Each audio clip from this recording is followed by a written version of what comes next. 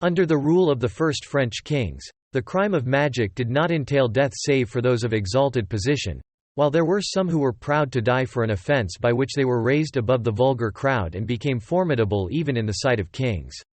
There was the General Mummel, for example, who, on the rack by the orders of Fredegond, declared that he experienced nothing, who provoked more frightful tortures and died braving the executioners, while the latter were moved to forgive him at the sight of such extra-natural fortitude. Among the Salic laws, supposed to have been enacted in 474, and attributed to Pharamond by Siegbert, the following ordinances are found. If anyone shall testify that another has acted as a Ereberge or Strioport, titles applied to those who carry the copper vessel to the spot where the vampires perform their enchantments, and if he shall fail to convict him, he shall be condemned hereby to a forfeit of 7,500 deniers, being 180.5 sous. If anyone shall charge a free woman as a vampire or as a prostitute, and shall fail to prove his words, he shall forfeit 2,500 deniers, being 62.5 sous. If a vampire shall devour a man and be found guilty, she shall forfeit 8,000 deniers, being 200 sous. It will be seen that in those times cannibalism was possible on terms and, moreover, that the market price of human flesh was not at a premium. It cost 180.5 sous to slander a man, but for a modicum above that sum he could be killed and eaten, which was at once more honest and thorough. This remarkable legislation recalls an equally curious Talmudic recital, being one which was interpreted after a memorable manner by the famous Rabbi Jechiel in the presence of a certain queen who is not named in the book. It was most likely Queen Blanche, for Rabbi Jechiel lived in the reign of St. Louis. He had been called upon to answer the objections of a converted Jew named Duen, who had received at baptism the Christian name of Nicholas. After various discussions on texts of the Talmud, they came to the following passage: "If anyone shall offer any blood of his children to Moloch, let him die the death." The Talmud annotates thus: "He therefore who shall offer not a modicum of blood alone but the whole blood and the whole flesh of his children, does not come under the judgment of the law and no penalty is declared against him." Those who took part in the debate clamored at a construction which passed all understanding. Some laughed in pity, some quivered with indignation. Rabbi Jechiel could scarcely obtain a hearing, and when he succeeded at last, there was every mark of disfavor, to indicate that he was condemned beforehand. "With us," said he, "the penalty of death is an atonement and consequently a reconciliation, not an act of vengeance. All who die by the law of Israel die in the peace of Israel. They partake of peace in death, and they sleep with their fathers. No malediction descends with them into the grave. They abide in the immortality of the house of Jacob. Death is therefore a crowning grace. It is the cure of a poisoned wound by the hot iron. But we do not apply the iron to those who are past cure. We have no jurisdiction over those the extent of whose transgression has cut them off forever from Israel. Such are as now dead, and it is not therefore for us to shorten the term of their reprobation on earth. They are delivered over to the wrath of God. Man is warranted to wound only that he may heal, and we do not apply remedies to those who are beyond recovery. The father of a family punishes only his children and is content to shut the door against strangers. Those great criminals upon whom our law pronounces no sentence are thereby excommunicated forever, which is a penalty greater than death." The explanation of Rabbi Jechiel is admirable and breathes all the patriarchal genius of ancient Israel. Truly the Jews are our fathers in science, and if we, in place of their persecution, had sought to understand them, they would not have been at this day so far alienated from our faith. The above Talmudic tradition shows the Jewish antiquity of belief in the immortality of the soul. What is this reintegration of the guilty in the family of Israel by an expiatory death unless it be a protest against death itself and a sublime act of faith in the perpetuity of life? Comte Joseph de Maistre understood this doctrine well when he raised the executioner's sanguinary mission into a kind of peculiar priesthood. "The anguish of punishment supplicates," said this great writer, "and blood in its outpouring still remains a sacrifice. Were capital punishment other than a plenary absolution, it would be nothing but retaliation on murder. The man who suffers his sentence fulfills all his penance and enters by death into the immortal society of the children of God." The Salic laws were those of a people still in the state of barbarity, where everything is redeemed by a ransom, as in time of war. Slavery still obtained and human life had a debatable and relative value.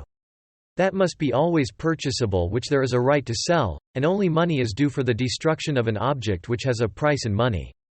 The one efficacious legislation of the period was that of the Church, and its councils took the most stringent measures against the vampires and poisoners who went under the name of sorcerers.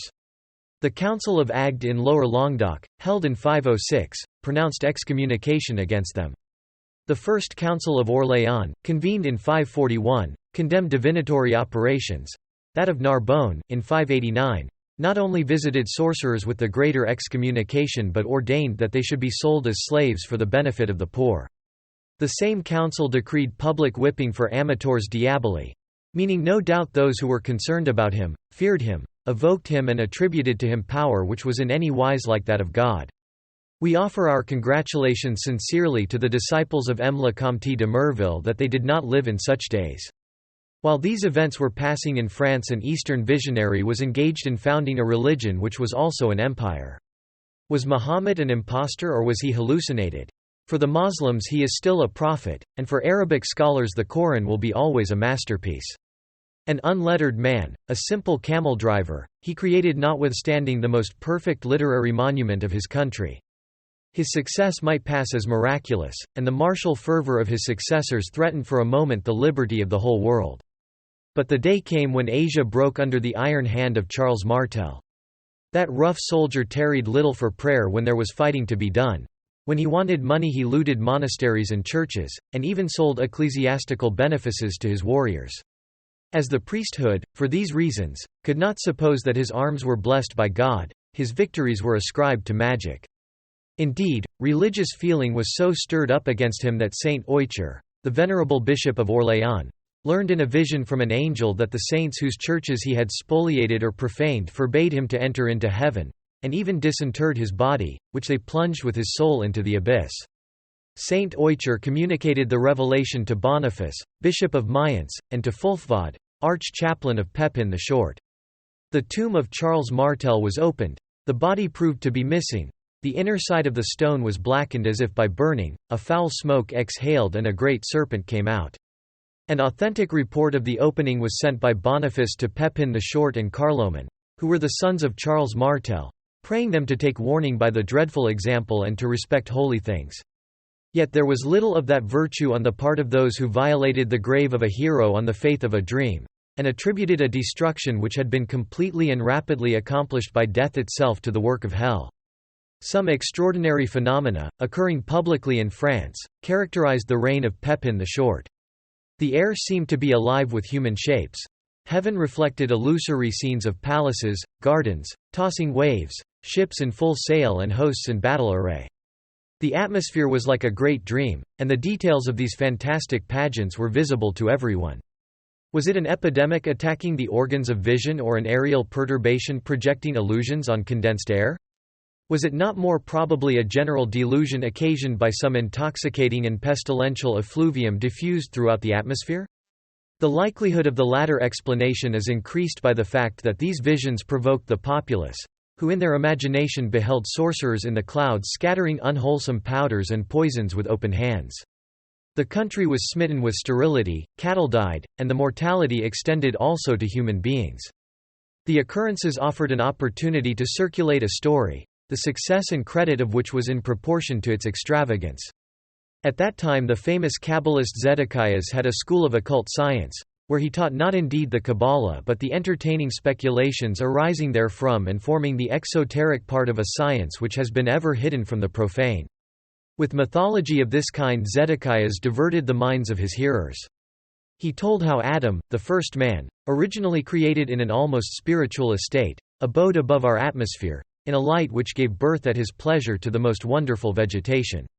He was served by choirs of beautiful beings, fashioned in the likeness of male and female, of whom they were animated reflections, formed from the purest substance of the elements. They were sylphs, salamanders, undines and gnomes, but in his unfallen condition Adam reigned over the gnomes and undines only by the agency of the salamanders and sylphs, who alone had the power of ascending to his aerial paradise. There was nothing to equal the felicity of our first parents amidst the ministry of the sylphs. They were perishable spirits, but they had incredible skill in building and weaving the light, causing it to flower in 1,000 forms, more varied than the most brilliant and fruitful imagination can now conceive. The earthly paradise, so named because it reposed upon the earthly atmosphere, was therefore a domain of enchantments. Adam and Eve slept in palaces of pearls and sapphires. Roses sprang up around them and formed a carpet for their feet. They glided over waters in seashells drawn by swans. Birds communed with them in delicious speech of music. Flowers stooped to caress them. But all this was lost by the fall, which cast our progenitors down on earth, and the material bodies which clothed them henceforth are those skins of beasts mentioned in the Bible. They were alone and naked, where no one obeyed their caprice of thought. They forgot their life in Eden, or viewed it only as a dream seen through the glass of memory. But the realms of paradise still and forever extend above the earthly atmosphere, inhabited by sylphs and salamanders, who are thus constituted guardians of man's domain, like mournful retainers still in the house of a master whose return they expect no more. Imaginations were fired by these astonishing fictions when the visions of the air began to be seen in the full light of day. They signified unquestionably the descent of sylphs and salamanders in search of their former masters. Voyages to the land of sylphs were talked of on all sides, as we talk at the present day of animated tables and fluidic manifestations. The folly took possession even of strong minds, and it was time for an intervention on the part of the Church, which does not relish the supernatural being hawked in the public streets, seeing that such disclosures, by imperiling the respect due to authority and to the hierarchic chain of instruction, cannot be attributed to the spirit of order and light. The cloud phantoms were therefore arraigned and accused of being hell-born illusions, while the people, anxious to get something into their hands, began a crusade against sorcerers. The public folly turned to a paroxysm of mania.